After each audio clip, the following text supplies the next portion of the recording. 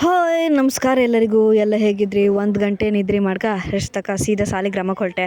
ಅಮ್ಮ ಪೂಜೆ ಇಟ್ಕೊಂಡಿದ್ದೀರಾ ಆಂಜನೇಯ ಸ್ವಾಮಿ ದೇವಸ್ಥಾನದಂಗೆ. ಪೂಜೆ ಎಲ್ಲ ಮುಗಿಸ್ಕೊಂಡು ಪ್ರಸಾದ ಎಲ್ಲ ತಕೊಂಡು ಈ ಪೂಜೆ ಟೈಮಿಗೆಲ್ಲ ಇತ್ತಲ್ಲ, ಅಮ್ಮನ ಬ್ಯಾಗ್ ಏನಿದ್ರು ನಮ್ಮದೇ ಡ್ಯೂಟಿ, ನಾವೇ ನೋಡೋದು ಅದನ್ನು.